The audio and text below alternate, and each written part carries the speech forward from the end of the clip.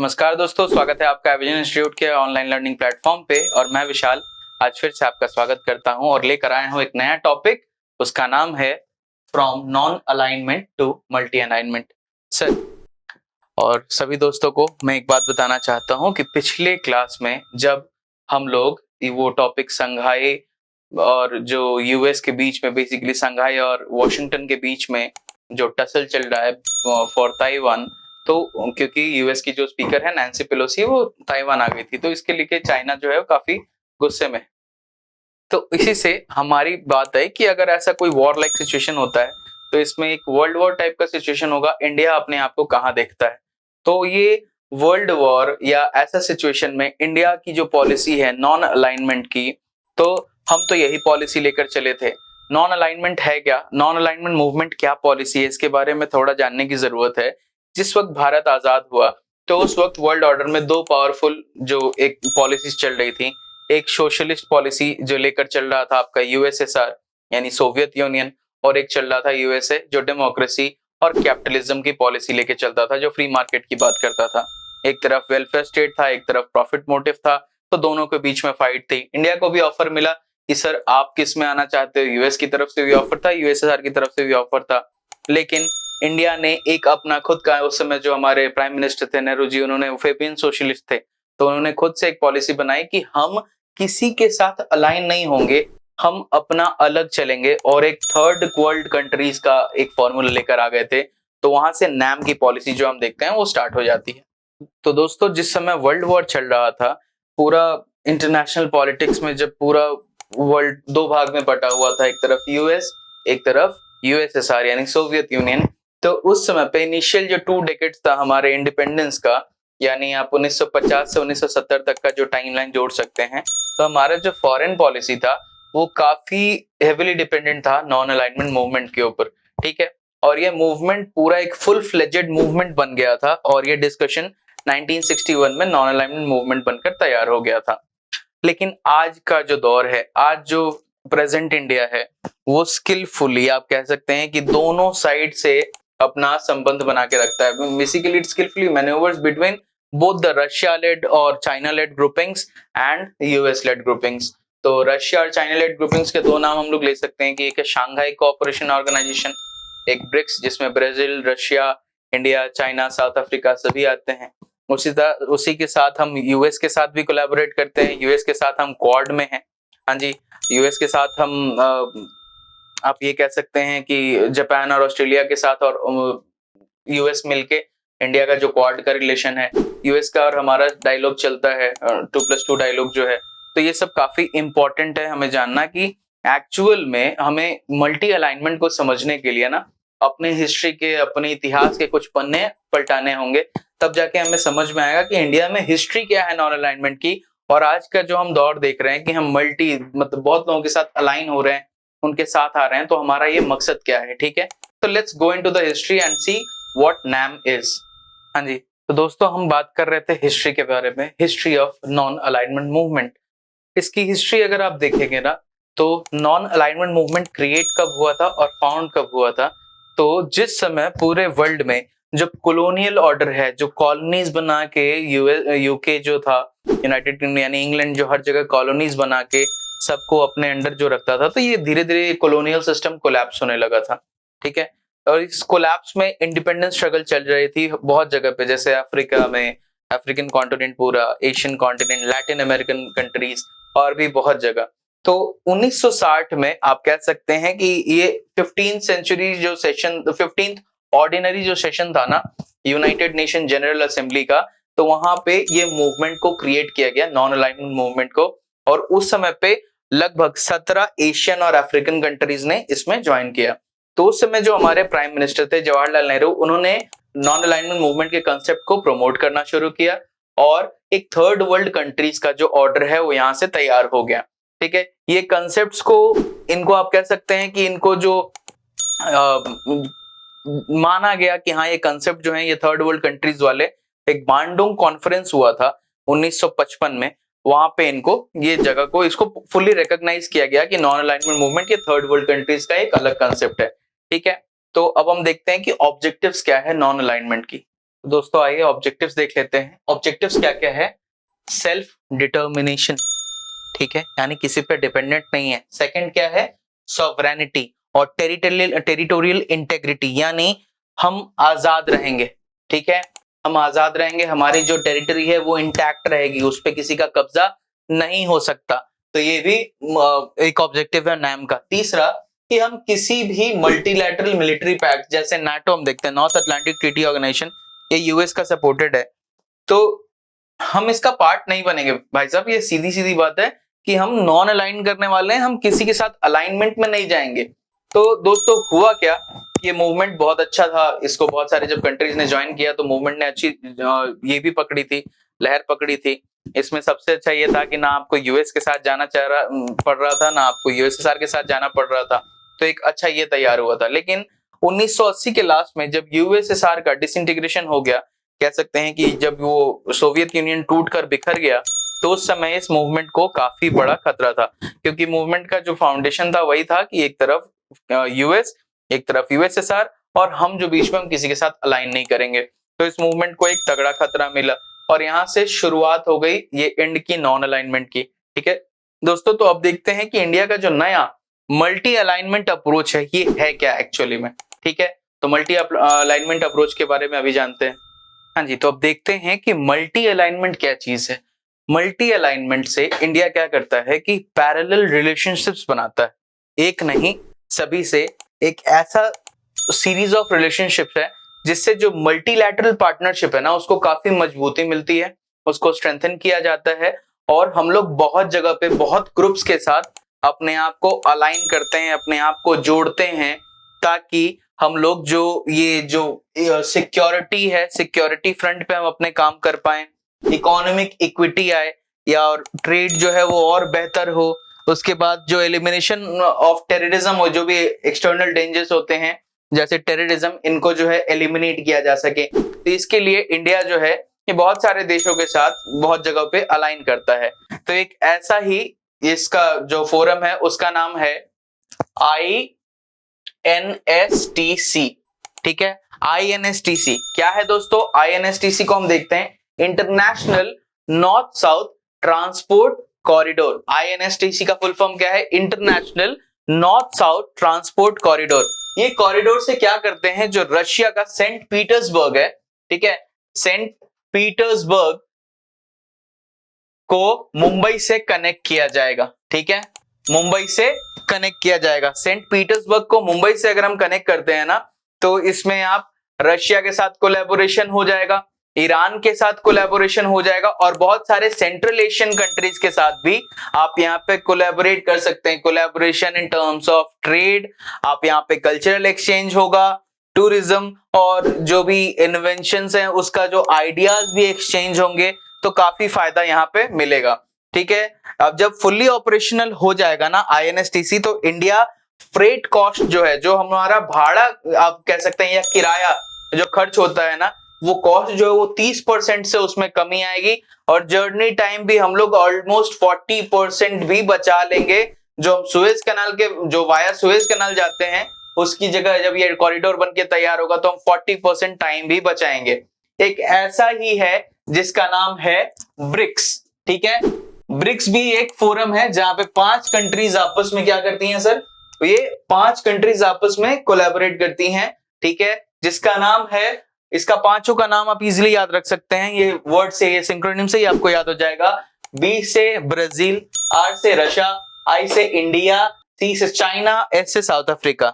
हम लोगों ने ब्रिक के बारे में पहले भी पढ़ा है कि ब्रिक क्या है, पहले ये ब्रिक था, ठीक है, ये South Africa it was added later, तो ब्रिक्स भी हो गया।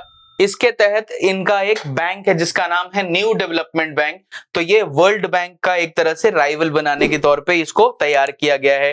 तो ये जो न्यू डेवलपमेंट बैंक है, वैसा ही एक कॉर्पोरेशन है जिसका नाम है शांघाई कोऑपरेशन ऑर्गेनाइजेशन। हाँ जी सर, शांघाई कोऑपरेशन ऑर्गेनाइजेशन जो है उसमें क्या कर रहे हैं कि एक ये ना आप ये कहिए कि यूरेशियन, ठीक है, पॉलिटिकल मिलिट्री ऑर्गेनाइजेशन बनाने की, इकोनॉमिकल पॉलिटिकली ऑर्गेनाइजेशन बनाने की बात कर रहे हैं, जिससे इनका एम है कि हम शांति बनाए रख सकें, ठीक है, और शांति के साथ साथ सिक्योरिटी पे भी ध्यान है और वहां की जो है स्टेबिलिटी रहे उस रीजन में।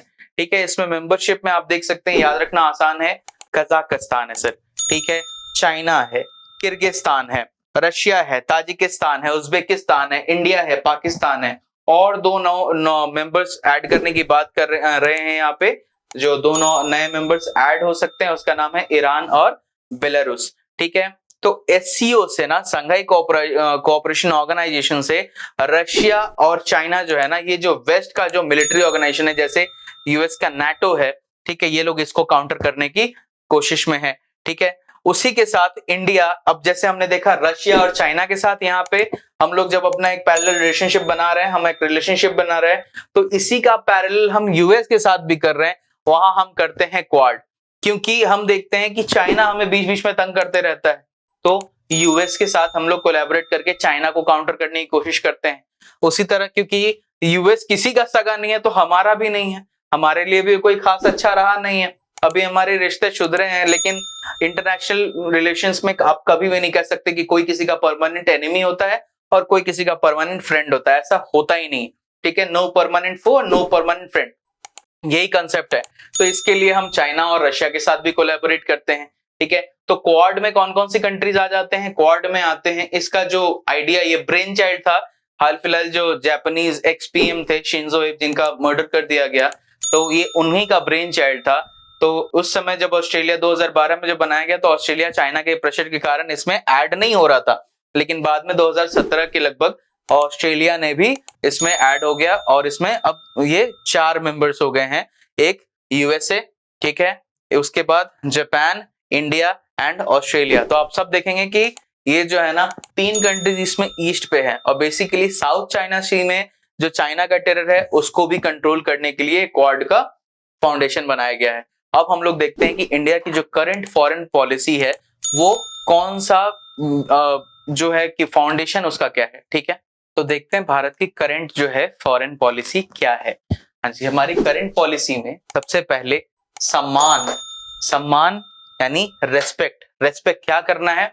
हर नेशन की सॉवरेनिटी को, यानी उसकी आजादी का सम्मान हमें करना है और साथ ही साथ हमें ये भी इंश्योर करना है कि वो भी हमारी आजादी का सम्मान करे। इंश्योर क्या करना है कि हम अगर आपकी आजादी का सम्मान करते हैं तो India also commands the same respect from that other country also.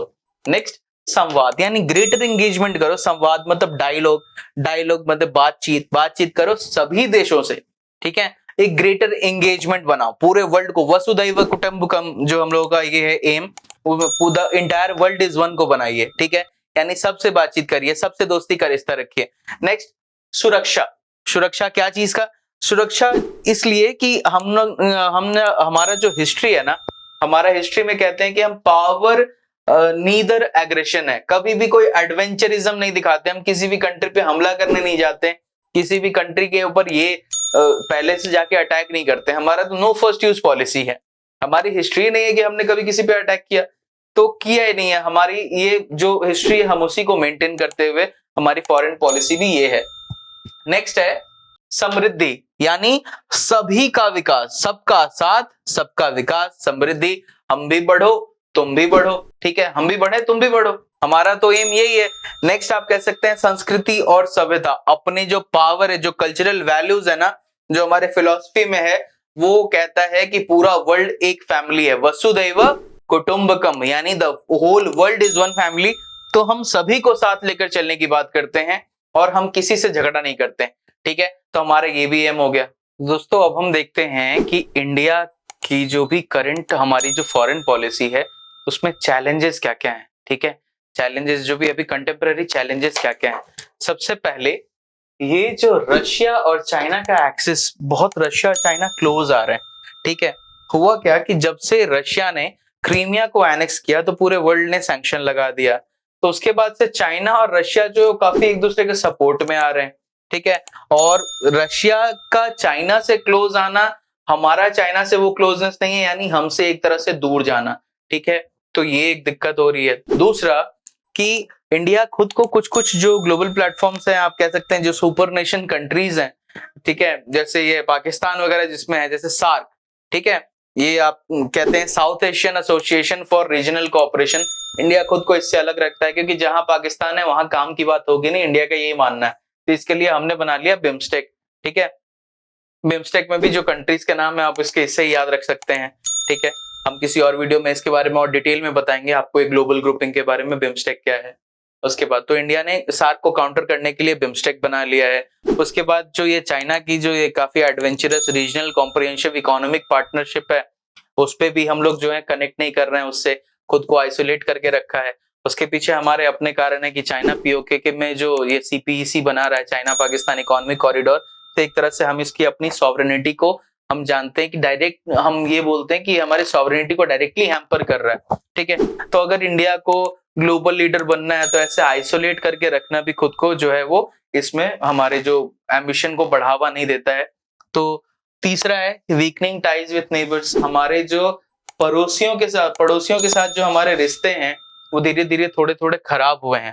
इसका कारण क्या है कि बांग्लादेश, पाकिस्तान, श्रीलंका, इन पे जो एनआरसी के नेशनल रजिस्टर ऑफ सिटीजन जो हमारे यहाँ आया था, इस मुद्दे पे इनसे जो है हमारे रिश्ते खराब हुए हैं।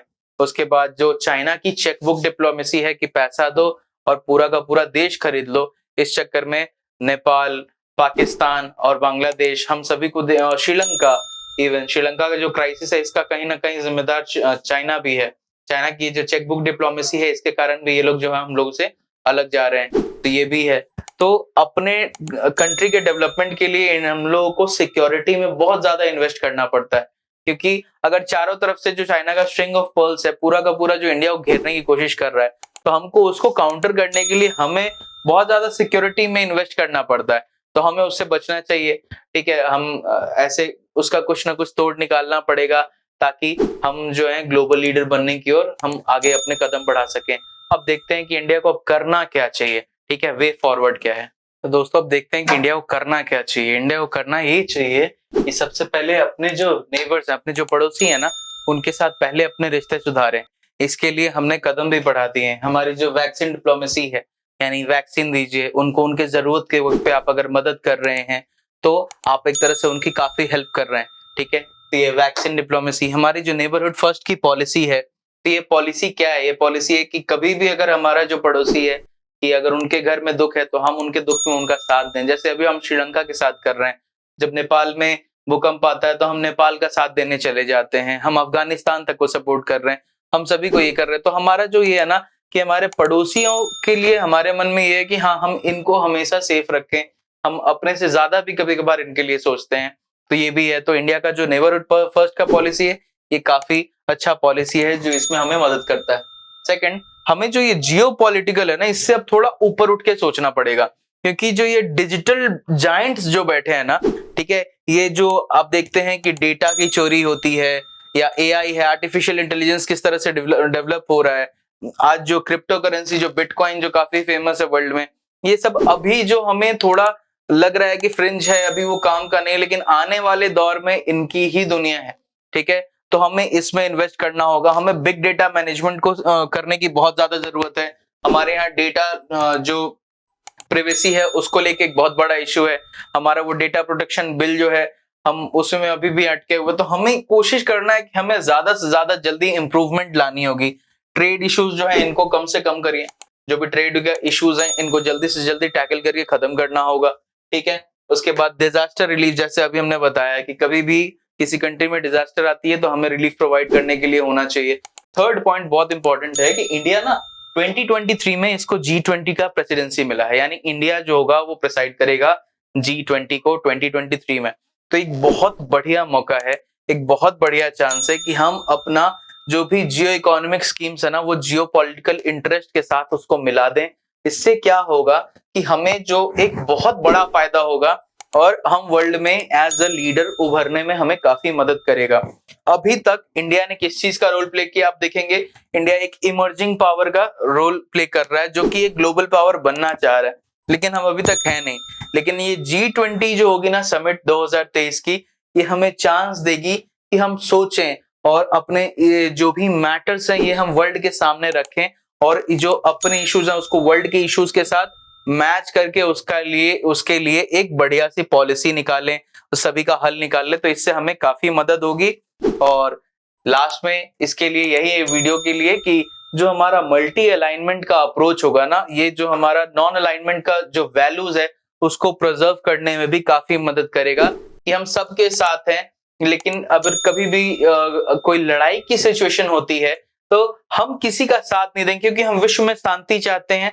हमारा तो खुद से भी यही है कि हाँ, वर्ल्ड में हमेशा शांति रहे, क्योंकि स्टेबिलिटी और पीस रहेगी ना तो वो सभी के लिए अच्छा है।